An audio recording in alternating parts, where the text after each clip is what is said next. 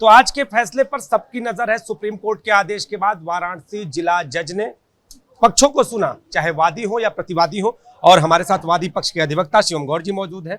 शिवम गौर जी, आज के फैसले को लेकर निगाहें कितनी पैनी और क्या हम पूरे मामले को जानना चाहेंगे कि क्या होना है और आप लोगों ने क्या किया? देखिए, ऐसा आज एक स्पष्टीकरण आना है कि 7/11 के ऊपर किस समय बहस शुरू होगी, किस तारीख को बहस होगी, क्या इंतजार किया जाएगा एडवोकेट कमीशन की रिपोर्ट अवेलेबल कराने के लिए या सीधे सीधे इसको 7/11 पर डिस्पोजल किया जाएगा। इसको लेकर के स्पष्टीकरण आज जज साहब देंगे।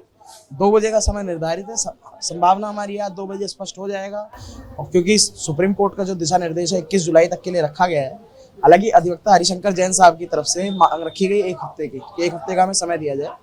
और राखी सिंह की तरफ से हम कल भी तैयार थे, हम आर्गूमेंट के लिए आज भी तैयार है। तो जो भी होता है देखने वाली बात है, हम तैयार है आर्गूमेंट के लिए। जब कोर्ट कहेगा हम तब आर्ग्यू करेंगे। शिवम जी, एक चीज जानना चाहेंगे कि जो प्रतिवादी पक्ष है वो 7/11 पे बहस करने के लिए कह रहा है।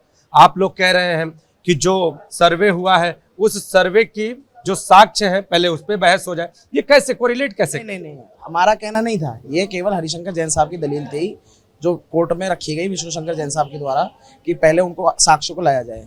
लेकिन जो हमारा स्टैंड है, राखी सिंह की तरफ से हमारा स्टैंड है, वो क्लियर था, कल भी क्लियर था, अब भी क्लियर है।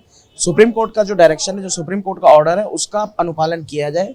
7/11 का डिस्पोज ऑफ किया जाए। जो कमीशन की रिपोर्ट की जो वीडियोग्राफी है, जो वीडियोग्राफी को लेकर के बात उठ रही है, वो कहीं से कहीं रिलेटेड नहीं है। अगर वो हमको मिल जाती है तो किसी तरह का नुकसान ना प्रतिवादी पक्ष को है ना वादी पक्ष को है।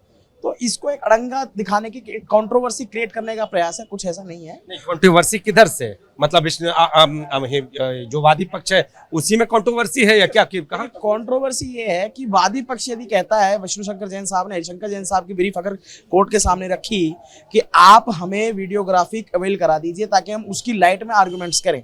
यदि हरिशंकर जैन साहब चाहते हैं कि उसकी लाइट में वो आर्गूमेंट्स करें तो उनका एक व्यू है, उनका एक पॉइंट है। कोर्ट उसे कंसीडर करे ना करे वो अलग चीज है।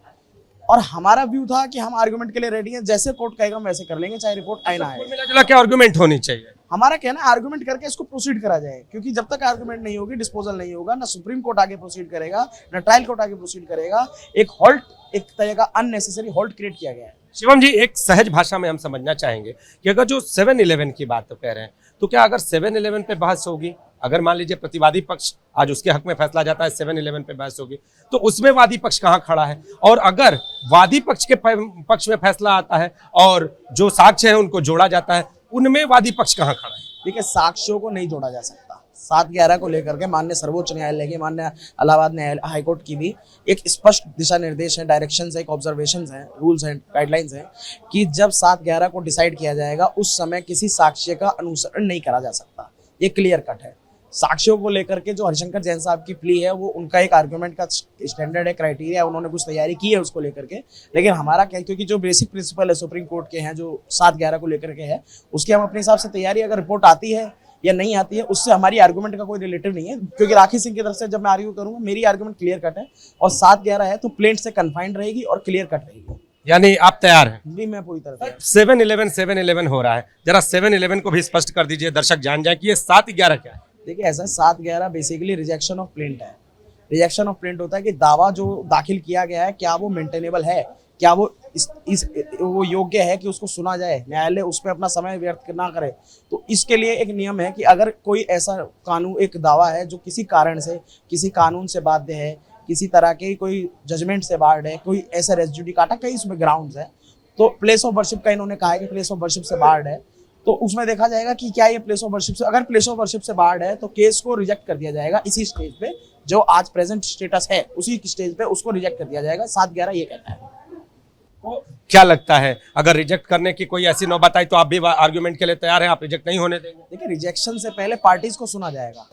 बतौर अधिवक्ता राखी सिंह की तरफ से मुझे सुना जाएगा, मैं अपनी आर्गुमेंट्स करूंगा। मेरी आर्गुमेंट्स को कंक्लूड किए बिना कोई कोर्ट उसको डिस्पोज नहीं कर सकता।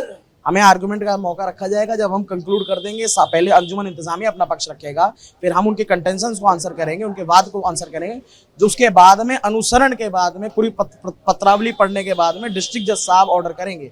तो हमें पूरा मौका मिलेगा पता अपने बात रखने का। उस मौका कब मिलेगा, वो तारीख क्या होगी, ये आज 2 बजे बताया जाएगा।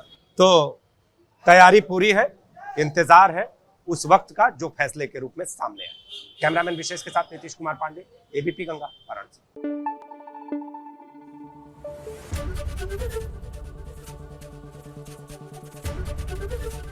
एबीपी गंगा, खबर आपकी, जुबान आपकी।